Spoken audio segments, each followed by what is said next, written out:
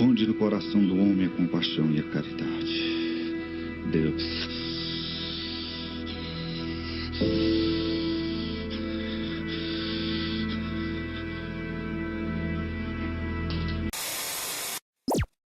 Hello everybody, how's everyone doing? I hope that everyone is doing well. Welcome or welcome back to the channel. My name is Gea. Welcome. I know that it's been a while since I have uploaded, and the thing is I am with my husband now finally, and I've been chilling. That's all that I've been doing, but I've also been, watching documentaries and reading up things, and I'm gonna be telling you all about that in this video and the other coming videos. So I do true crime and makeup, in case you are new.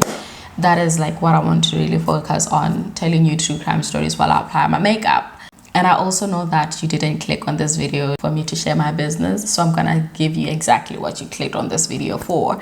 So today's case is taking us all the way to Brazil, in a small town of Abadania, where we meet a man called John of God. He was a spiritual healer for over 40 years, and he claimed to channel healing spirits. He said that these healing spirits helped him perform spiritual surgeries. What that looked like was he would cut into people's eyeballs or whatever other part of the body, and he will just tell them that they were healed.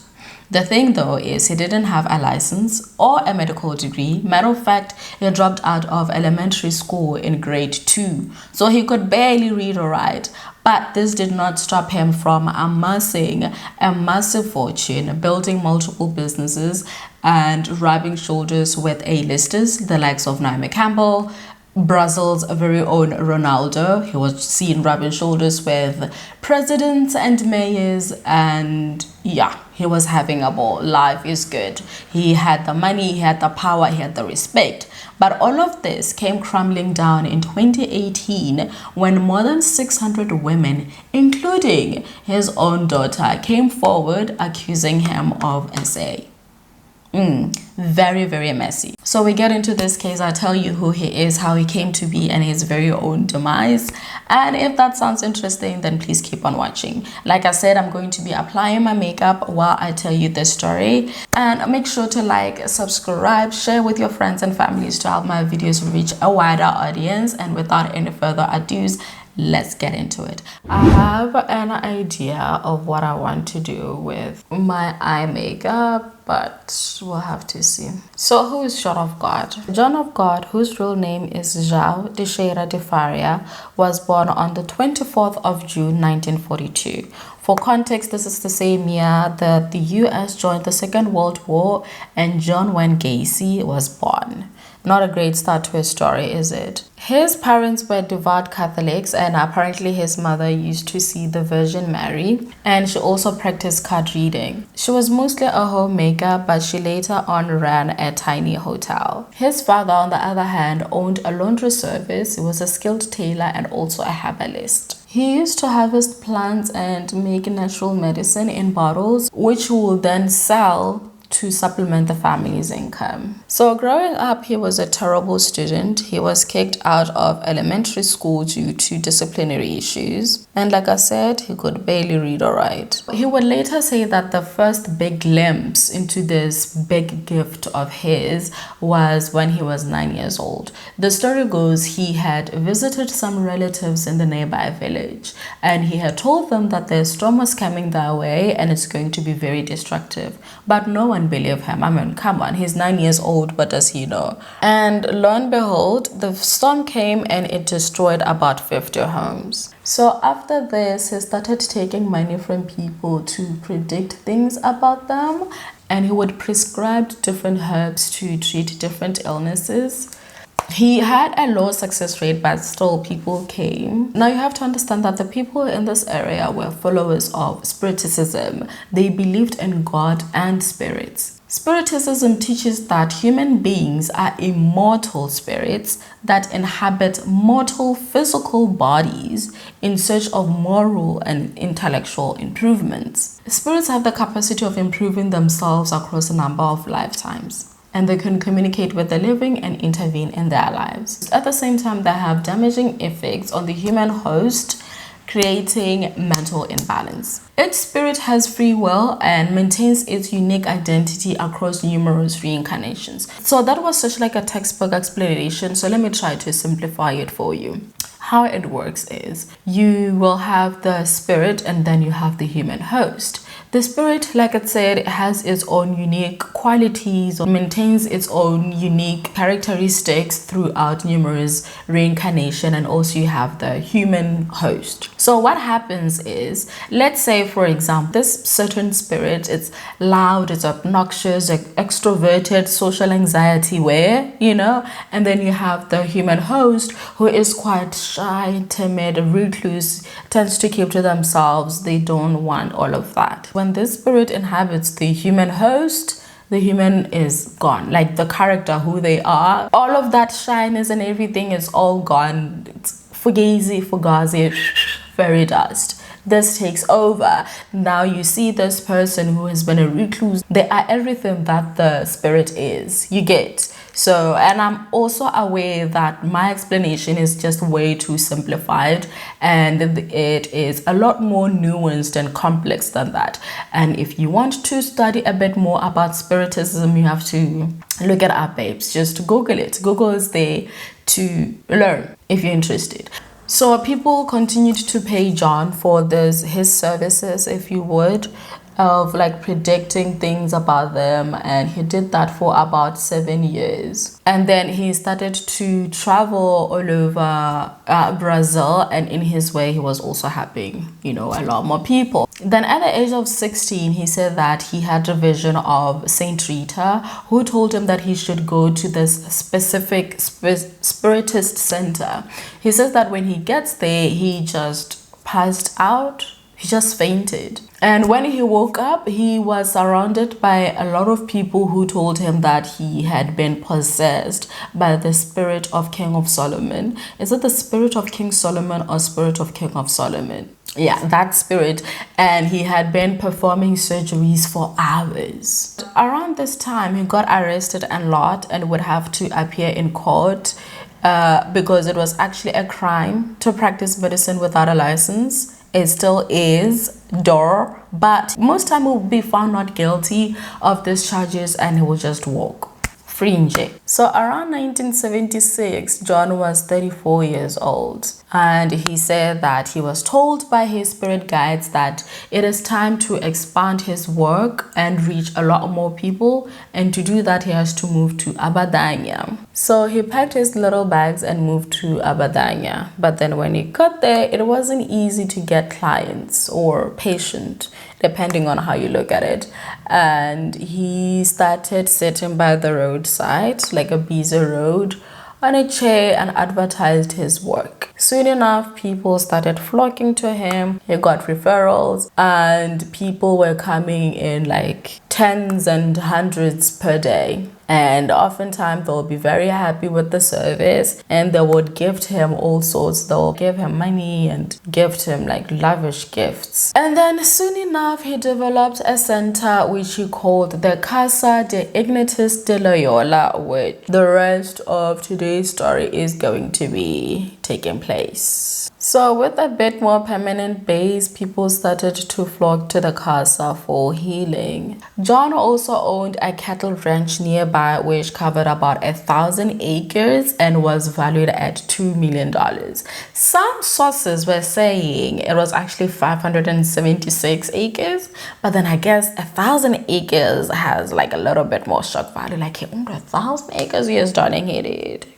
He did own 1,000 acres, okay? Back then, Abadania was quite small. It had a population of about 6,000 people. So John coming into the town and establishing the casa was a good thing for Abadania because it improved the hotel business. For a small town that would not really get like a lot of people coming in, like the most they could do was like maybe 50 tourists.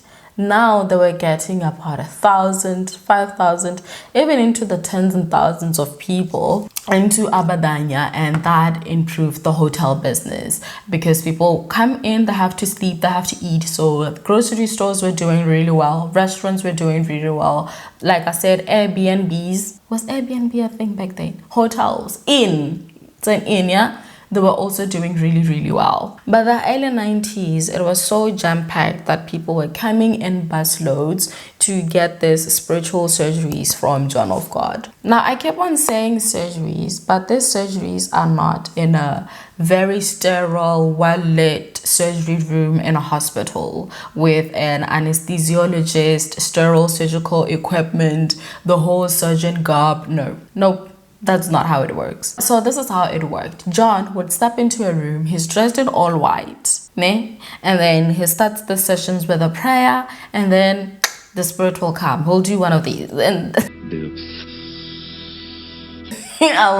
that is how the spirit gets into him, and he's ready to work. Different day, different spirit. Other days it's a dead surgeon. Other days it's King of Solomon. You never know who you're gonna get. Okay, I had to change my battery, and also I did my eyeliner and my mascara. Moving forward, the visitors of the casa were advised to wear white because apparently it helped with channeling positive energy, and you will soon realize that energy is a big thing at the casa.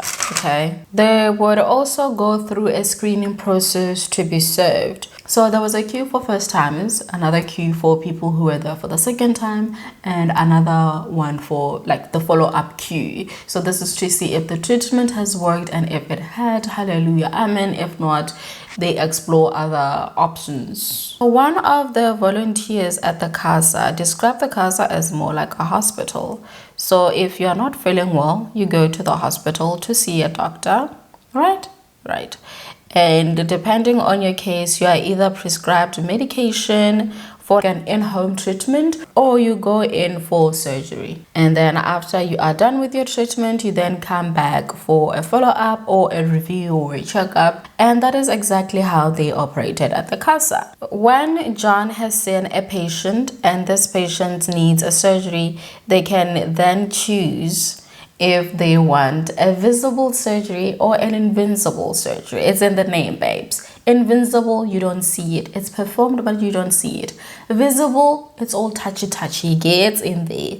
Let me finish this so I can explain how he does this thing. Also, why anyone would choose the visible surgery is beyond me, because it often involves a cut somewhere in the body. So he either uses a scalpel or kitchen knives or like whatever. He goes in, makes a cut on the body. There is no antiseptic. He is not wearing any gloves. You are not given any pain medication, nothing. And then he does the little cut, and yeah, that's it. That should heal you. If the client or patient, whatever, if the client has like eye problems, or he would come in with a scalpel or a knife, and he makes like a scraping in the eye, and that should heal you. Again, you're not giving any antiseptic, you're not giving any pain medication, there's no sterilization inside, nothing. You don't know when last the scalpels and the knives have been sterilized, nothing, but people still went on to do this. Okay, I guess it is a spiritual surgery, my girl. Okay. And often people will say that they didn't feel pain whatsoever. I've seen some videos where like, yeah, there's nothing. Either this person is very, very strong, or they truly don't feel anything. But I've also seen some videos where you can see that clearly this person is in pain. It is also wild because John is a big man, okay? Over 6 feet. With a little bit more than meat on his bones. Some would say overweight. With slightly overweight fingers. I'm saying this because one of the videos that I saw on YouTube, he made a cut. He made a cut on the lower abdomen, okay, of a woman, and he put in about 3 or 4 fingers in that opening. And it wasn't like just, no, it was like a little bit deeper in there, okay? And then it was like wiggling around his fingers, and then he took his hand out, shook it off, and then he closed up the wound he had made. Die Wunden immer ohne Desinfektion zu. Dass solche Eingriffe ohne Komplikationen möglich scheinen. That's it. That is the surgery done. On to the next. Why would anyone choose to do that if you can choose not to have it done and you're having the exact same results, apparently. So watching that video, I was thinking two things. One, thank God he doesn't have acrylic nails. Can you imagine? And two, I think it would really help if you have like a fupa, like a chunk of fat there, because if you have a six-pack, my dear, I don't know what this man will be cutting into.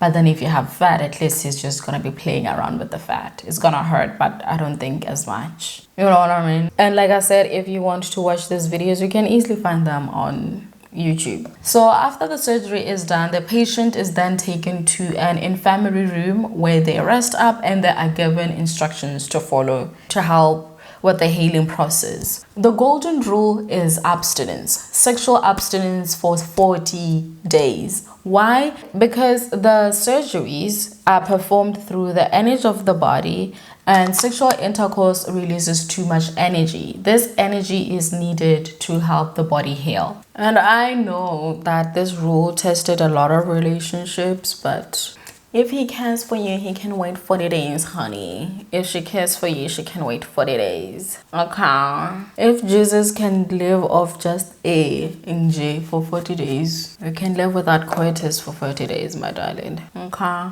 I'll also get into a little bit more about these treatments when I talk about some of the victims' stories. And yeah, he essentially offered alternative treatments to spiritual and physical ailments. He said that he was Catholic, but he accepted people from all walks of life and from different faiths because he did not discriminate. So people who went to John were mostly people that have gone through the traditional route of like going to a hospital and nothing has worked, and he's like the last resort. And he also didn't charge for these spiritual surgeries that he was performing on people. Why? Because he's such, you know, a loving man. No, John was a businessman. Okay, he was a businessman. So let's get into his business, shall we? So he didn't charge for the surgeries, but oftentimes the patients will have to buy medication for like the in-person treatment at home. And this medication was only prescribed to by John. So the casa had a dispensary of the same medication for different conditions. Literally the same. Okay, so you're wondering, how does it work? So remember the energy that I was telling you about. How they said it worked was, as you open that bottle of medication, you have to channel the healing energy. You know, say you went there and you have like stomach ulcers, for example, and the other person has like a persistent headache. You are both going to be given the exact same medication. But then if you have the stomach ulcers, you have to then channel, like as you open that bottle, you have to channel the healing properties to heal stomach ulcers. It's all on you, babes. Like, you really have to put your energy in it. And the pills are ready to work. Along with the pills that cost about $25 a bottle, they also sold enlightened water. As soon as you have paid for the pills, you have to take them right away. So you also have to buy a bottle of water, which cost about $1. It is estimated that the pills generated sales of $40,000 a day.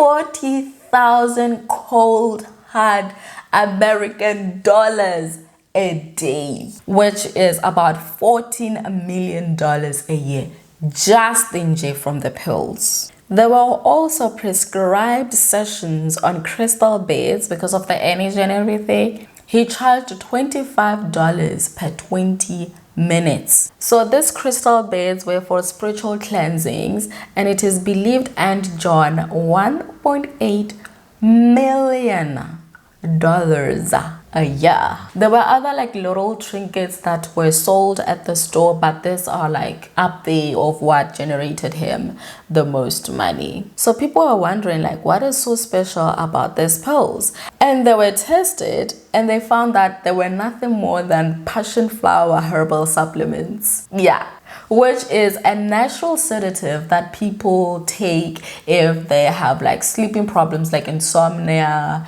if they have like anxiety, heart rhythm problems, stress, because it calms you down. It's a natural sedative. That is what it does. And can we guess who the supplier of the passion flower supplements were? John. Remember the 1,000 acres of land? Yeah, he was a farmer. He farmed those passion flower self. So the business was just fitting into itself there. He was like, no one is getting my money. John was making crazy money, dude. Lots of money. I'm in the wrong business. Applying makeup after midnight. But also, this didn't grow overnight for John. We had jumped many different chapters, but then that's because a lot of his private life is not really known, but we know snippets about it. So in between healing people by the roadside and traveling all over, he made time for the ladies of the night. John and the ladies went hand in hand. He loved them. It is said that when he was younger, he used to visit the red light district with his friends and have some business with the ladies of the night. Even when he was married, he was like, give me some of the girls. I want the girls. Where are the girls at? He invested in mining and he had pretty good returns from that. He was also married and divorced a couple of times. He loved the ladies. He was a self-proclaimed womanizer, and I'm betting it's one of the reasons why most of his marriages didn't last. He also had multiple children, some of whom I'm sure he didn't know that he had, because he loved adult activity. I mean, he is an adult, so he can enjoy adult activities if he wants to. And with his kind of business, he was also well known, rubbing shoulders with mayors in his town that would go out drinking with the girlies and things like that. So in about the early 2000s, that is when the business of selling pills had gained a bit more traction, and he was seeing a few dozen foreigners that were coming into Brazil, and he soon realized that followers had money, and he was like, I need me some of that, because foreigners were bringing in dollars, euros, pounds, and he was like, I need me some of that. So he turned to the foreigners and he said, look, when you go back to your country, make sure that you bring people back here. He would say, actually, you know what? Actually record all of this so that they can see for themselves that God lives in this place. That's not all. Okay, idea. You can make a presentation in your town and then people can come in and then you can tell them all about this. It doesn't matter. You can charge them whatever it is that you want. And you can, of course, keep all of that money. It's all yours. And organize a tour group for them to come here. Pellegrino said, I bet. Pellegrino is one of the first foreigners to do this. He took his back to Greece because that is where he's from. He organized a tour group to go to Brazil to see John of God, one of the many tour groups. He went on to write a book about John of God, about the goodness the place in Abadania and all of the miracles that he has seen. He wrote about paralyzed people being able to walk, people being healed from cancer, people being healed from diseases that in the hospital they'll tell you, palliative care pretty much. And to sell his books, he went on radio and on TV, and subsequently John got this notoriety because what do you mean spiritual surgeries? Healing cancer, that is inconceivable. Pellegrino's tour groups were always a success and he brought business to Abadania. John also visited other countries like Peru, mostly in South America, and a few thousand people would come and see him, and he will always go back with bags full of cash. And as you know, money brings power. So he felt the need to be somewhat a dictator, he started charging business owners in Abadania because he felt that they were getting business because of him, which is true, but then he was charging them. He also felt the need to meddle in personal businesses of people. It is said that if you wanted to do anything at all, you had to ask for permission. You wanted to grow your hair long, you have to ask for permission, and permission has to be granted for you to go ahead. You wanted to have a barbecue on Sunday, you have to ask for permission. Like little things like that. He was so immersed in everything that was happening in Abadania. And if people didn't have the money to pay, or for some reason they just didn't want to pay, well, John had henchmen who would take care of it. Either they were bitten up, we don't know, but somehow the money will always pop up. He also owned another 5 apartments in Abadania for the visitors to rent out it. And this was like another business venture. Like honestly, there is no need for such greed. In 2012, the Oprah Winfrey and the Oprah Winfrey Show, they traveled to Brazil and they shot a few episodes about him, interviewing him, pretty much just highlighting what a great healer he is, I guess. There was some criticism, of course, with that.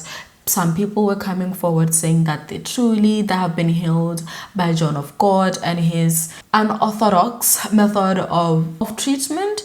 And some were saying they have not seen results at all. There were like case studies that they had done and they all had different results. After the appearance on Oprah's show, he attracted a lot more international attention, such that in 2013, the following year, the Canadians were like, John, can you please come to Canada?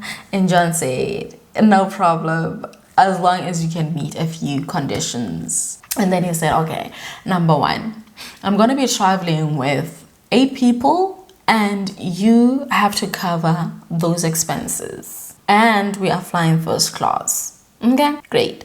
Number 2, we are going to be staying at a 4-star hotel, the 8 of us. Okay. Number 3, we are going to be allowed to bring a container full of pills and make sure that it's sorted with customs, and we're going to sell every single bottle and we're keeping all of the money. Okay. Number 4, I'm going to be charging people this X amount of money that are coming to the show, or not the show, that are coming to see me. I'm going to be charging them this X amount of money, and again, I'm keeping every single penny. Number 5, that's it. And the Canadians said, okay, fine, that can be arranged. But I'm sure with like the organizers, they made some money somehow. It's just that greed. He's greedy, Jay. He just wants everything, you know? So we don't know exactly how much money he made in Canada, but we do know how much money he made in Australia when he traveled the following year. Before his travels to Australia, 60 Minutes Australia felt like they had a few questions. They needed to figure out if all of this was true. Was he really performing miracles, or it was just all fake? They felt like the people needed to know who they were bringing into the country, especially with other rumors that have been flying around. So they go to Brazil, set up the whole thing for the interview, and yeah, the interview didn't even last that long, because 60 Minutes Australia asked him if it was true that he was essaying his female followers. John found the question to be very offensive and he just stormed off and left. Anyway, he made his way to Australia, where an estimated 6,000 people showed up, and he was charging them $295 for a day event, or $795 for the 3-day experience. He left with a 7-figure boost in his account. We are talking anywhere between $1,770,000 to $4,770,000. shit ton of money. And the question still remains, did these spiritual surgeries really work though? Because this man was booked and busy. So there was this woman who said at the time she was 22 years old when she had gone to see John. She had started having like fainting episodes, and when she went to the doctors, she was told that she had a brain tumor. The tumors gave her a terrible headache, and she was also losing her vision. On top of that, she was very sensitive to light, and she had to constantly be in a dark room. The doctor also told her that she had a very limited time to live, like she should start getting her affairs in order, and they advised her family to, you know, say their last goodbyes and things like that. A few days later, her father-in-law came in and told her, look, there is this man that we know. Apparently, he has performed miracles for people. There are certain people that I know personally that have been healed. So I think we should go and see him. At this point, though, she felt like she had prepared herself, you know, mentally, like, well, this is it, this is my end. And she was very hesitant at first to go. But then because the family was pleading with her, her husband was pleading with her, like, if not for us, then for the baby. Because at this point, she had like a 7-month-old baby. And so, of course, she ended up agreeing, and they went to Abadania. When it was her time to go in, she went in there, and in front of everybody, there's like a wall where there's like a triangle. What I did is, you know, select your favorite celebrities, but I don't think it's connected. Or maybe it is, I don't know. Anyway, there's like this little triangle, and there's a little thing. People will stand right in front of the little triangle, and she stands there. John comes with a pair of scissors, and he tells her to tilt her head all the way back, which she does. And then he takes the pair of scissors, she says was about 10 centimeters long, shoves the scissors up her nose, and he says, count with me. Anti-clockwise, he counts about 21 times. At the 21st mark, she says that she felt like a tight knot being released. Like it goes like, you know, at the back. And when he was done, he pulls the scissors out and tells her to lean forward. She just passed out. But then this husband would later tell her of like what happened. There were 2 guides who then came in, and they carried her to another room and like placed her in front of a sink. One of the guards went at the back, and you know, like when someone is choking and trying to do that, yeah, he did one of those, and she was like puking a lot of blood. And she says when she was done, the sink was clogged, the blood it has coagulated, and when the guide lifted it up, it looked like steak, and that is how much blood she had lost. But then she was fine. She says from there she went to the infirmary room that I talked about earlier. She rested up, and that was it. She was healed. She says it's a miracle, really, because when she walked in, she could not see, and here she was about like a couple of hours later, and she's walking out on her own 2 feet. And since that day, she was very committed to John. Like, this man could do nothing in her eyes. It's been 20 years. She volunteered at the home and, you know, just helped for free in jail. And another case, in 1986, this lady said her husband has suffered a massive heart attack, and they heard of this man, John, obviously. So they figured, okay, why not check him out? They picked up their bags and went to Abadania. And when they got there, John was dressed like a surgeon. He had like the doctor's coat, he had the stethoscope, he had the glasses. He was ready to work. Okay, and before then, he told the husband, like, look, if I don't operate on you right now, you are a dead man. So do you consent to this operation? Of course, he said yes. He was then told to lie down in like a table, which he did. And then John comes there with a circular saw. It is old, it is rusty, it should not be coming anywhere close, this man. And John starts cutting into this man's chest. There is footage of this, because some stories, when you hear about them, like, nah, that can't be right. This man is not flinching. He doesn't look like he's in pain. He's just there in jail. And then when he is done, he starts sewing him up puts a bandage on him and he tells him, okay, cool, fine, you can go. He then jumps out of the table, he walks, he is fine. Mind you, when he did the operation, there is no anesthesia. There's no anesthesiologist there. We have already established that. 16 hours later, they come back. John takes out the bandage. It's like, okay, you're fine. This is going to heal up nicely. Are you okay? Are you in any pain? No, I'm okay. I don't feel any pain. Kanjani, bro. Kanjani. And then they go back home. About 3 months later, she says, they go back to the hospital, like a real hospital with a real doctor. People who have actually spent years of school to get qualifications to be cutting people up. You know what I mean? They get there, and when the doctor sees this, he is not pleased. He's like, what have you done? What have you done? This can't be right. But anyway, they run tests and they find that this man literally had a heart transplant. His heart was brand new. There was no signs that he had ever had any heart problems. Nothing. He was healed completely. Miracles. They don't happen, but they did. This is what she's saying. This is the story. So even with like stories like this where he did like very extreme things, people really believed, like the people he had healed, of course, really believed like if it wasn't for John, they'll probably be dead, you know. And the reason that they are still alive is because of him, and they're very grateful and thankful for him, and they continue on to tell other people of their stories, and that is how he got business.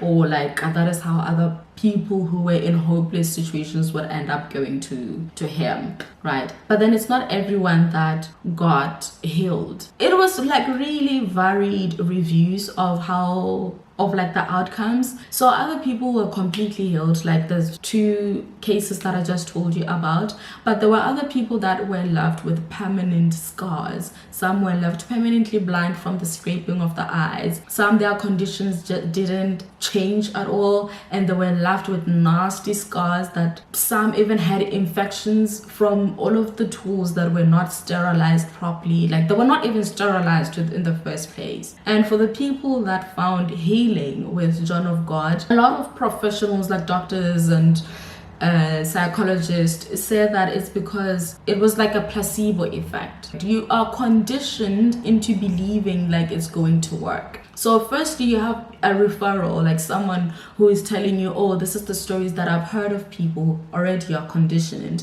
And then you get to Abadania. From like the airport to Abadania, you have a taxi driver who is chatting to you the entire way, telling you of like, oh my God, those are the kind of miracles that I've heard. Or it's a lot more conditioning. And when you get to the inn owner is telling you all of the stories, more conditioning. And when you get to the casa, before they are even attended to you, there's a group of people who are giving their testimonies, and like you keep on believing like this can really work.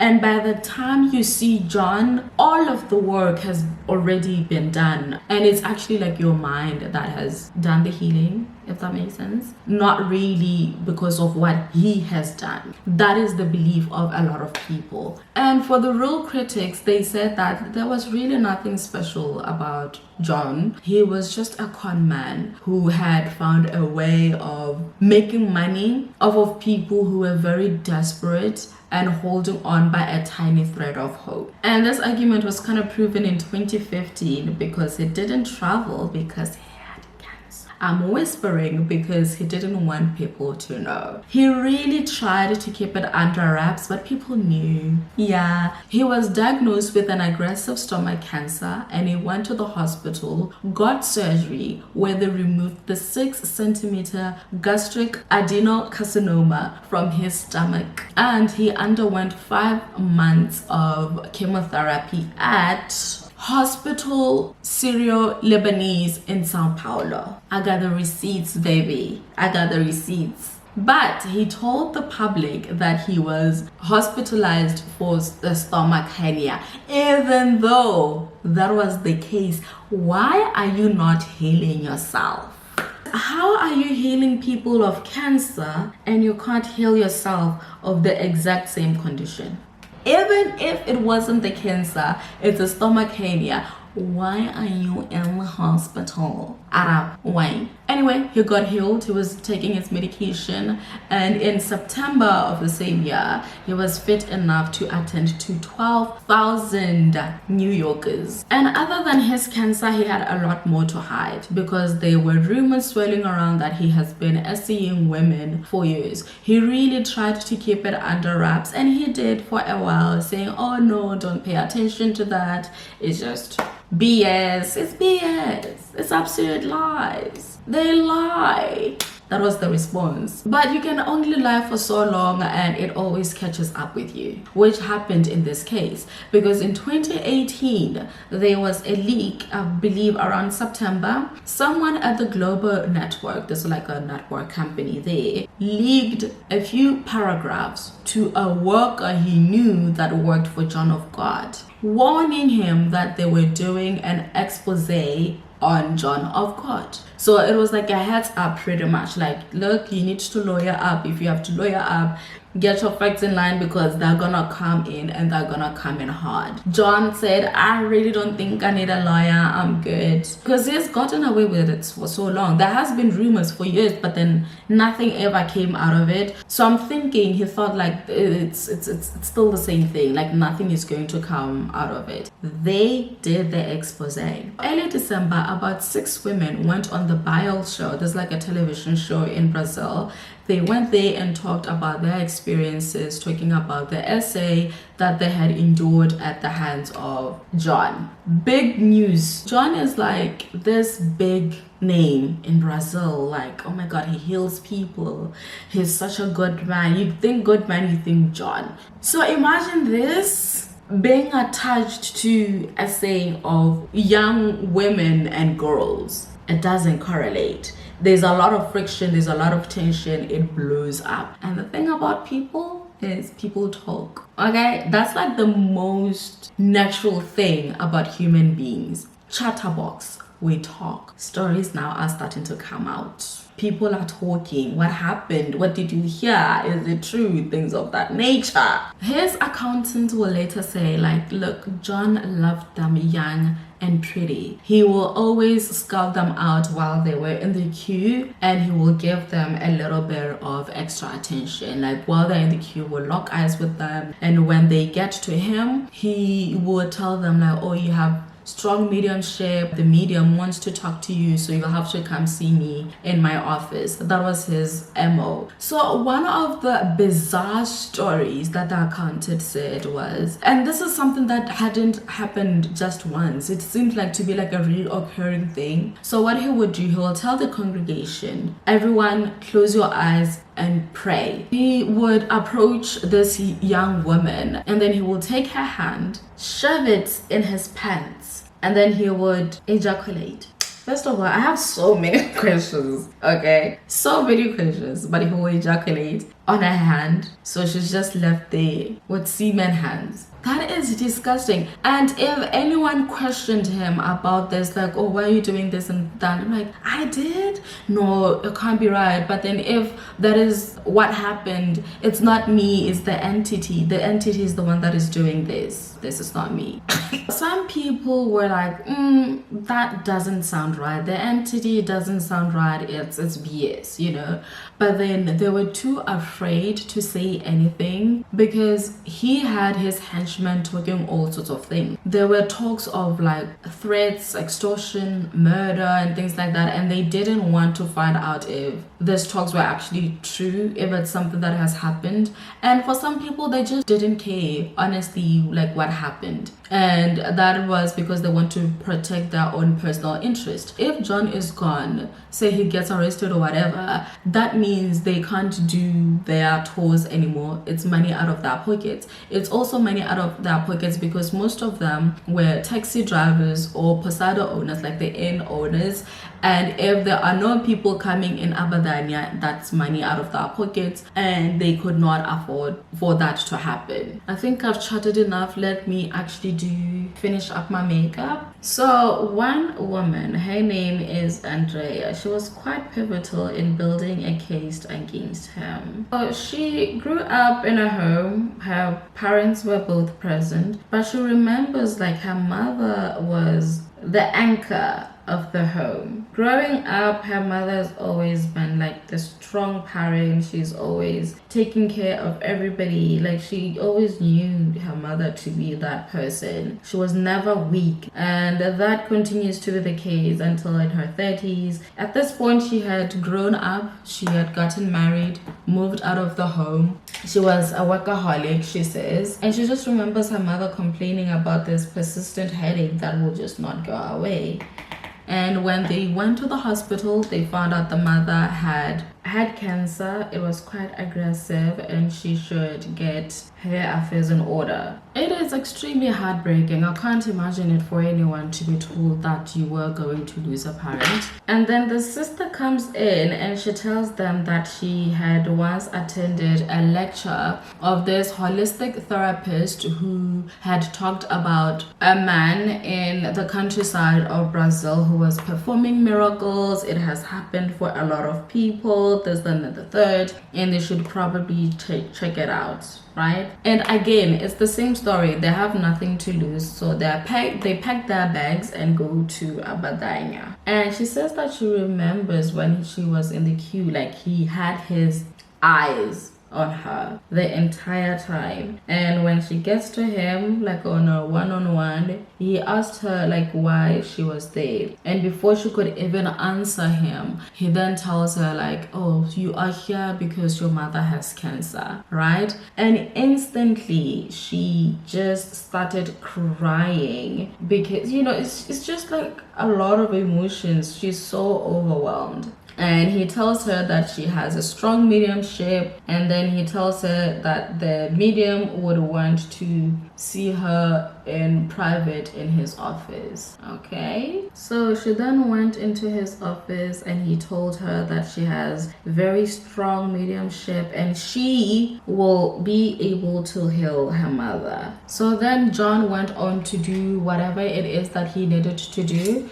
and then when their time was up in Abadania, they packed their bags and went back to Sao Paulo. A few days after, her mother is telling them like, you know, I feel different. I feel like it's gone. I don't feel as weak as I did. I don't feel... Okay, let me do my lip now. So she's like, I feel different. I'm convinced that the cancer is gone, and I haven't felt this good since I got sick. And Andrea and the rest of the family members are just looking at her like they don't want to tell her not to get her hopes up and things like that, you know. But yeah, they end up going to the hospital and they find out the tumor is still there. The tumor is still there. It's still the same size. And she is told that she has to then go in for surgery. They then rush Andrea's mother to the theater room to perform the surgery.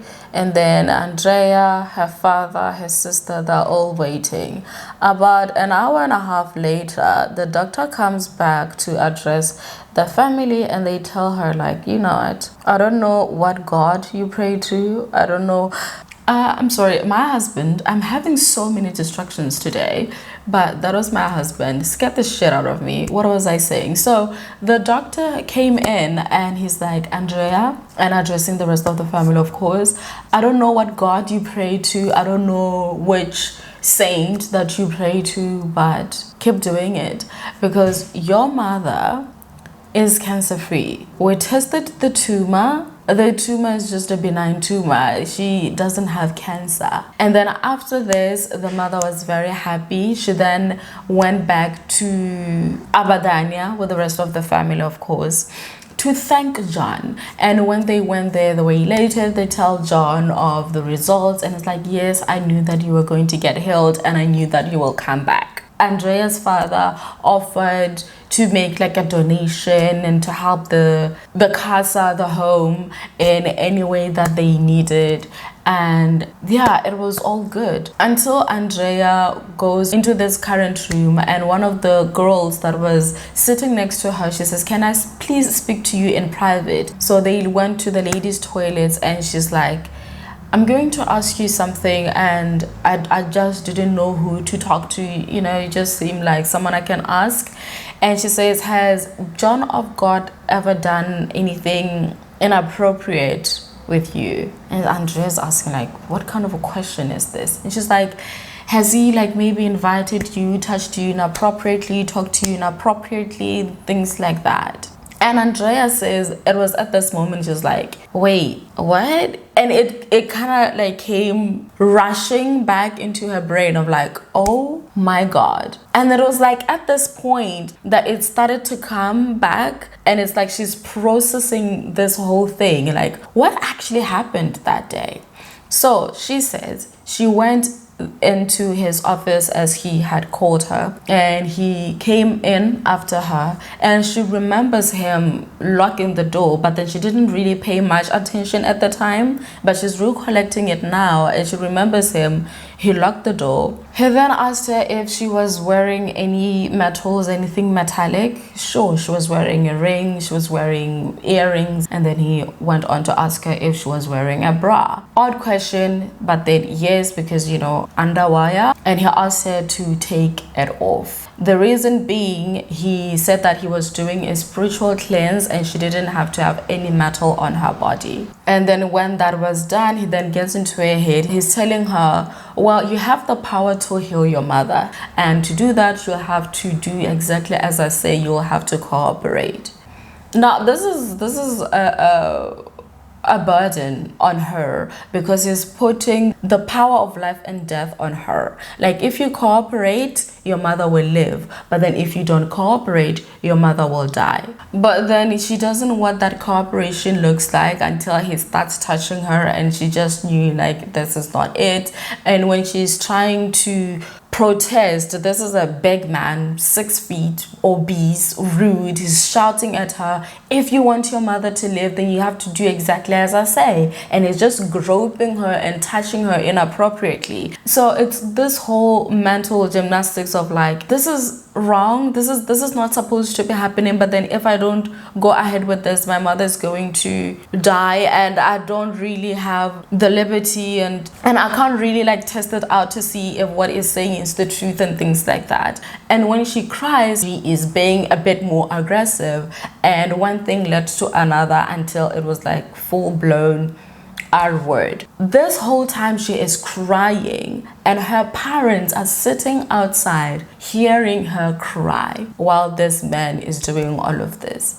If this doesn't show you how brazen he is, or how, what's the word, arrogant he is about this, then I don't know what else will. Because how on God's green earth do you do that and you think it's okay and you can get away with it? When she realizes this, she then goes to look for him. She went into his office, she's knocking at the door, she's shouting of him, calling him out, like, what did you do? She's crying, and he also turns to her, he's shouting at her, insulting her. His henchmen come in, and she sees that they have guns. Am I allowed to say that? They have weapons on them.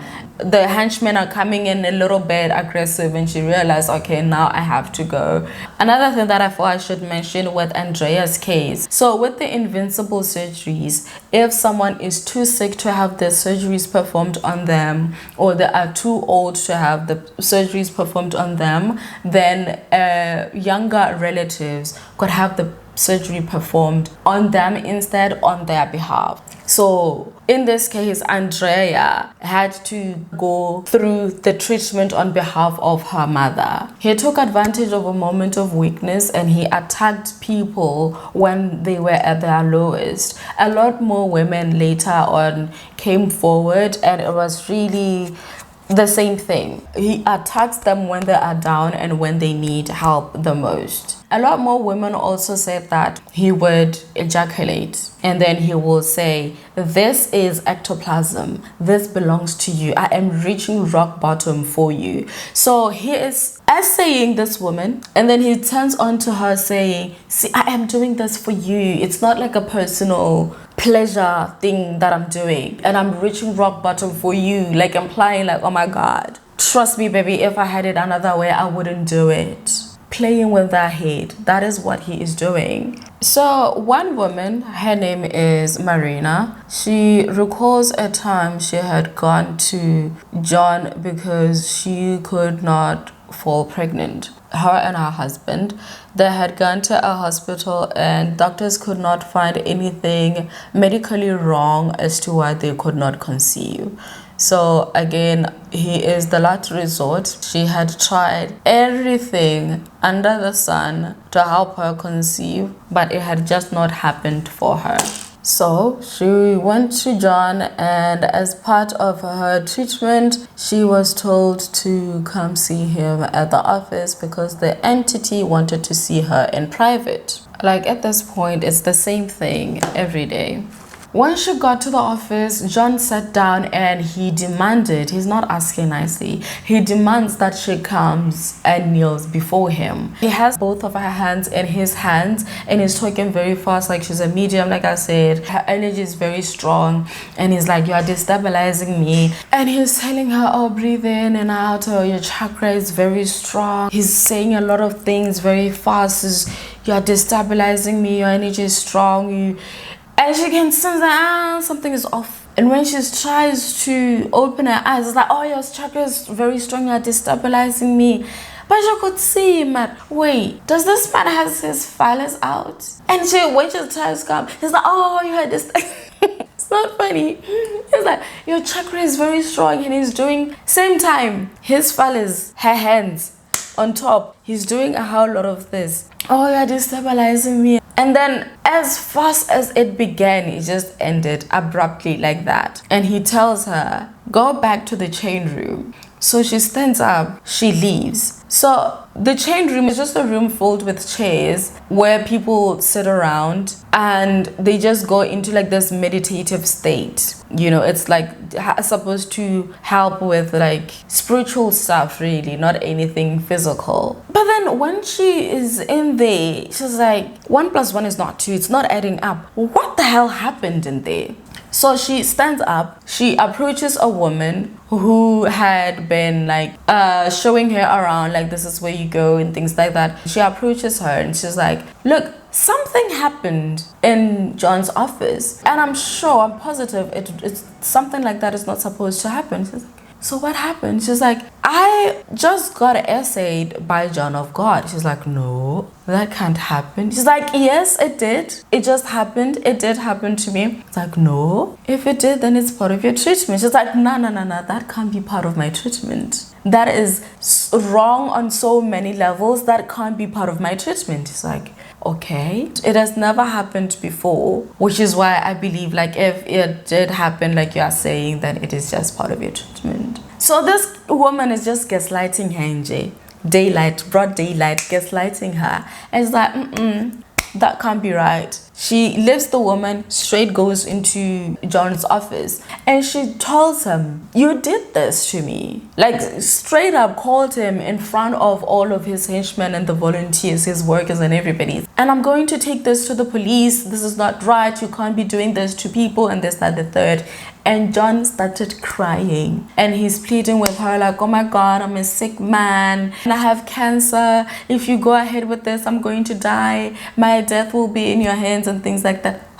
Boo-hoo, crying, heaving out. And she says like she then felt sorry for him. She started praying with him and she just left the case as is. And she went back to her normal life like nothing ever happened. That's it. It is all very psychological, isn't it? Some women went on to 8-10 years without telling a single soul, not telling their husbands, their sisters, their mothers, their best friend, not a single soul. Because somehow the blame is always shifted onto the woman. You could have screamed. You could have told someone right away. You could have fought back.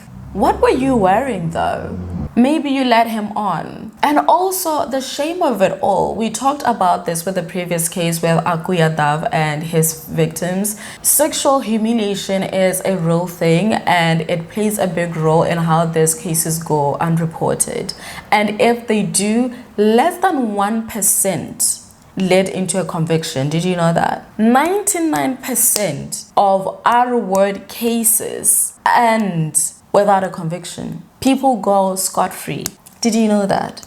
These are UK statistics anyway, but I'm pretty sure that it is the case all over the world. So December 7, 2018 on national TV, SA at the hands of John of God. That's the headline. 10 women go in, they tell their stories. Yes, John did this, he did that, this is how he did it, on this date, this, that, and the third. Blow up. By the end of the night, that number had grown to 80 women who had come forward saying that they were also his victims. By Saturday, reporters were everywhere in Abadania. They had gone to the casa. They wanted to hear, John, what are you saying? A lot of women are coming forward. What do you have to say for yourself? So John comes in, he's squeezing his way in to the podium because it's jam-packed in there. He gets to the podium looking like he is in desperate need of a diet touch-up, okay? He then walks up in there and he says, let me quote this actually. He says, I'm still John of God, but I want to observe the Brazilian law. John of God is still alive, and may God's peace be unto you. Direct quote. Maybe lost in translation, but direct quote. That's all he said, and then he left. First of all, what's with the parables? Second of all, why are you talking in third person, referring to yourself? Third of all, you didn't answer the question. It was a yes or no question. Yes or no? Did you or did you not? Yes, I did. No, I did not. And then he just got into his car and he left. He had a driver, of course. The police went to about 20 different locations. He went to all of his properties looking for him. John was nowhere to go. And then the press got to learn that John had made a withdrawal of 35 million Brazilian reais. The police was like, he's on the run. Because what is he going to use 35 million for? I'll write like the equivalent in dollars or pounds here all at once. When the police is looking for him, he's on the run, definitely. He was then declared a fugitive and he was on Interpol's most wanted. Officials in Brazil say a spiritual healer wanted on charges of sexual abuse against hundreds of women is on the run from authorities. So with all of these stories, with more women coming forward, the prosecutor's office sent out a warrant for, what is it called? Preventative detention. Yeah. And then on the 16th of December 2018, John called the police. He said, I am at this location. Then the police went there. There was also one reporter who had accompanied the police, and when they got there, she asked him, so John, why now? Why are you turning yourself in now? The truth is, Interpol was on his, okay? He had nowhere to run, first of all, and second of all, he's old, 76-year-old. I think he had like diabetes or hypertension or something along those lines. He soon realized, like, you know, I can't really go that far with this. So he turned himself in. But then his reasoning, of course, and he has this way of like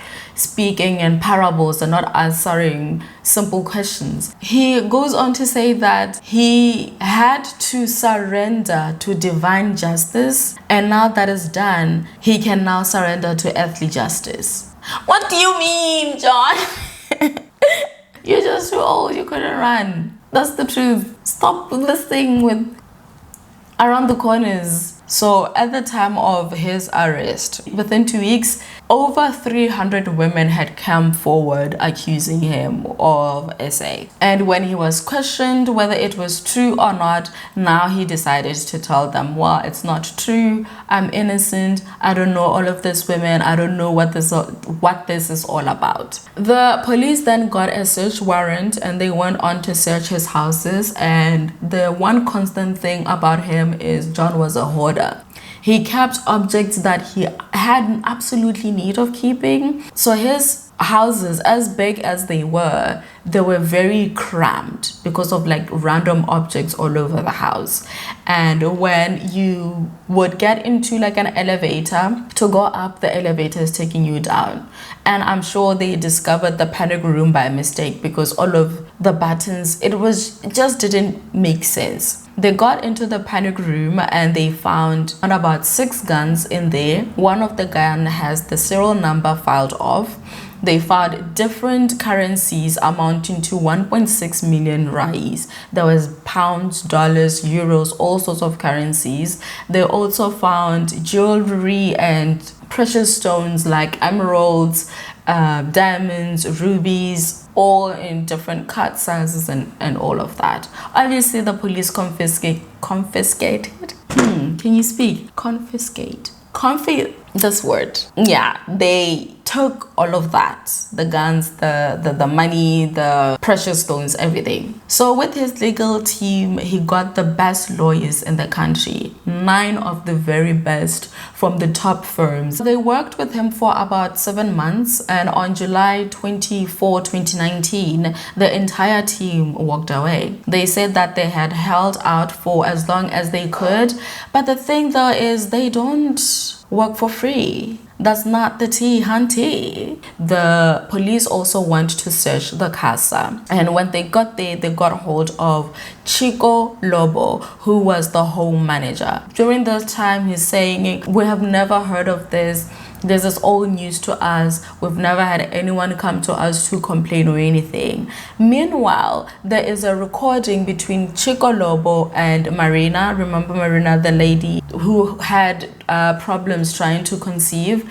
And in the recording, Marina is going off telling him like she's going to the police and report John of God. But then Chico is trying to defend John, saying that, well, she has to understand that there are human instincts and spiritual instincts. And when she comes into a place like this, she has to understand the difference. It wasn't him, it's the entities and things like that. And now here he is facing off with the police and telling them like, we've never had this. Ever. I've worked here for like 14 years and this is the first time I'm hearing of this. And it also turns out that Chico wasn't just a home manager. He had been a busy man. He was a politician. At some point, he had been a vice mayor, and he had also worked as a councilman. Chico had a reputation to protect, that's for sure, and we don't know if this has a direct correlation, but during the investigation, Chico ended up dead. No one knows how he died, no one knows the cause. He just died and that's it. Case closed on him anyway, not for John. John has a lot to answer for. But with each passing day, more and more women came forward, and they were from Brazil and 11 other countries. The interesting thing that the prosecutors found with this case was that these women had nothing in common. Different backgrounds, different languages, but they all said pretty much the same thing. Or he would say around like the same phrases, like the ectoplasm thing that he said earlier. Prosecutors knew that this wasn't like a big scheme to try to bring a powerful man down and things like that. No. John had a lot of support. There were people who didn't believe that all of this was true, so they held demonstrations in Abadania to show their support. It got to a point where it was like a can of worms. Everything is coming out, and one of the most heartbreaking stories came to light, and it was of his own daughter. So 2 years before all of these accusations came to life, Dalva had gone to a radio station and she had an interview telling her story of like what had happened and what she had gone through at the hands of her own father. But then that story ended up not being released because Dalva was in fear of the reporter or the interviewer's life. She says that one of the earliest memories she has of her father was when he had come into her room one night with a white candle. He then handed her the candle and told her to make a marking on it. And when she asked why, he told her that he was going to perform some spiritual work on her. She made the marking on the candle, handed it back to him, and then he told her to remove all of her clothing, which she did, and then he proceeded on to do the exact same thing, and he went on to SA her for the whole night. That is one of the earliest memories she has of her own father. How vile does one human being need to be to do such things? This was his own daughter, his own flesh and blood. Her name was Dalva, and she says that her father was a deadbeat father until she was 9 or 10 years old. She says one day he randomly just popped up, talked to her mother, and told her that he was going to send Dalva and her brother to a better school. And then just like that, he had custody of them and he took them from there where they had been raised up to Abadania. When they got to Abadania, he never sent her to school. And soon after their arrival, that is when the SA started. She's, like I said, she was about 10 years old, and it just got progressively worse with each day. This was her daily life until she was about 14 years old. So she's a teenager, she gets to know boys and things like that, and she had a boyfriend. His name was Tishea. Her father found out, and when he did, he was not happy at all. He was furious, not because she is dating, maybe because he thinks she's too young to be dating, she might do things that she's not supposed to be doing, kind of mad, like parental mad. But he was mad because why is she entertaining boys when he is there? You get me? It's like he felt ownership over her and he didn't want her being involved with boys. She says that he later trampled her all over her body and he used a cattle prod. It's like those whips that have tiny cement balls at the end that are used in rodeos. He used that to beat her literally black and blue. It was really, really bad, but then he later came on to apologize. He was crying, swearing up and down that he will never ever do it again. Cool, sharp, she forgave him, I guess. And then after 1 week, he got her married. She didn't want to be married. She is only 14 years old. But then he did get her married.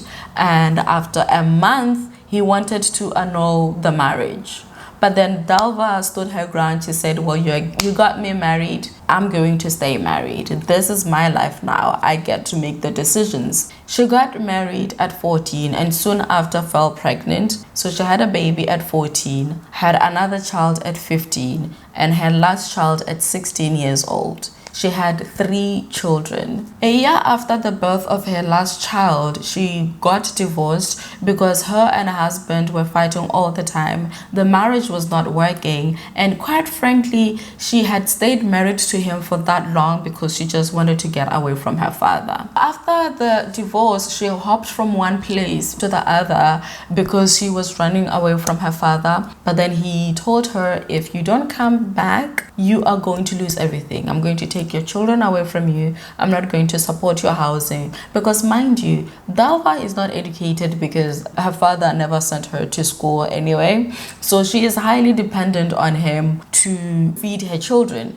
She refused, and it got to a point where she says that she was feeding her children bread, like stale bread and sugary water. Is that how you call it? Like she will put sugar in a cup and water, mix it all together and feed her children that. Mind you, her father is a millionaire. If he wanted to help, he would. So it's not a case of he's just doing it out of spite because she refuses to be in bed with her own father. literally, not figuratively. What is wrong with this man? Their situation got really worse with her children, so she ended up taking the children and dropped them off at her father's house, and she just left. She was gone for 8 years, she says, hiding from her own father. So she never got to see her children for about 8 years, almost 10 years at this point. And when she came back, she thought maybe things would have gotten better, but he still wanted to do things with his own daughter, and she just couldn't handle the pressure. He was obsessed with his own daughter. So she ended up using hardcore drugs to cope with everything that she has been going through, everything that she is going through. She got addicted and was still hopping from place to place. John learned of where she was, and then he went there, or rather sent his people to fetch her, and he put her in rehab. Then one day he comes in with his lawyer and they ask her to make a video. So this video was pretty much her saying that, oh, whatever rumors are out there are not true. It turns out there had been rumors swirling around Abadania saying that John had relations with his own daughter, and she ended up recording that video because he had threatened her, telling her that if she doesn't, he was going to unalive her children, who happened to be his grandchildren. Massive business. Then 3 days after she had recorded the video, she then checked herself out of rehab.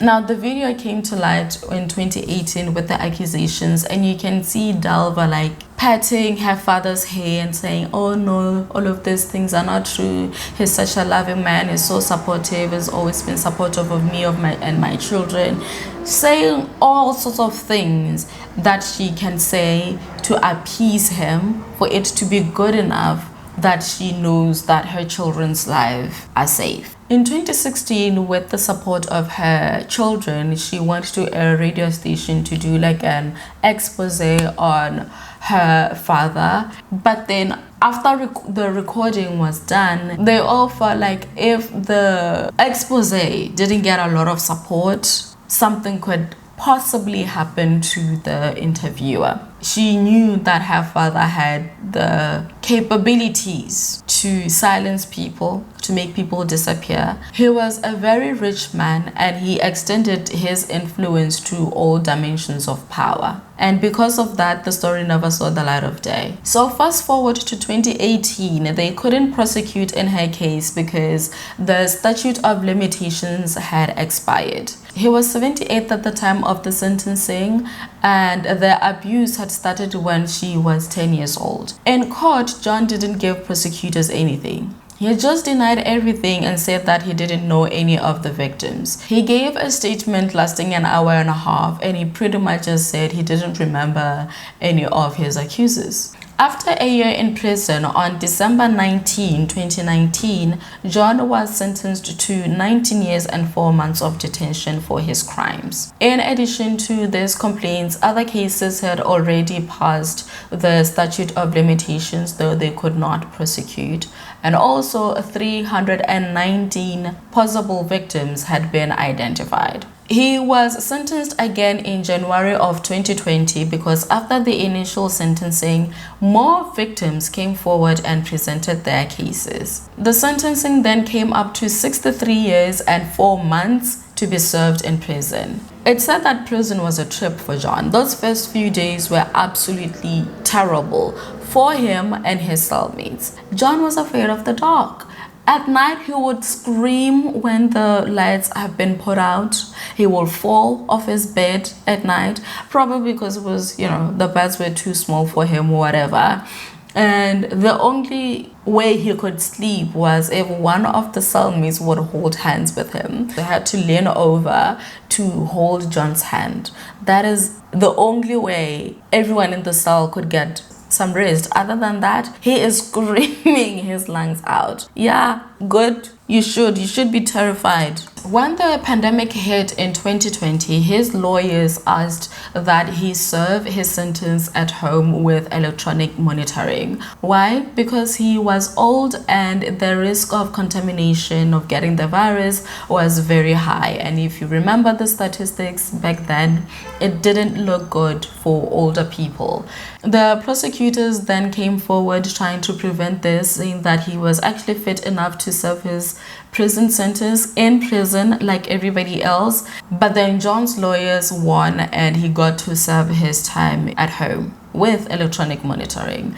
People were not happy with this ruling because it just felt like it was like everybody else. He didn't get to suffer for what he had done. Everyone was at home. Everyone at that time couldn't go anywhere, and he also just fit right in. And there is no update since 2020. As far as my research goes, he is still at home with electronic monitoring to serve out his 63 years and 4 months. But if I have missed anything and someone knows about his sentencing and any updates, please make sure to write it in the comment section and I will pin that for everybody else who is interested. Or maybe I can make an update in the next video. Help me out. Thank you very much for that. And with Abadania, Abadania is now like a ghost town. It is so quiet. The shops have closed, restaurants, everything has closed down, and people have moved out because there is no business in Abadania. But there are other people who are still going to the casa to clean and maintain it and things like that. And I'm like, why are you doing all of this? But yeah, that is the case of John of God. And if you want to see more cases like this, please make sure to like, share, and subscribe.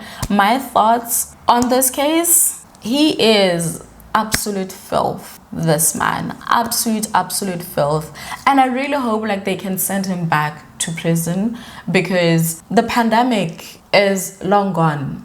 We are now back to regular programming. So he should also fit the bill for regular programming of a prisoner. He should be in prison. Okay? Brazil, send that man to prison. Anyway, I thank you very much for hanging out with me. And also, let's keep the conversation going in the comment section. And until the next one, I will see you soon. Bye!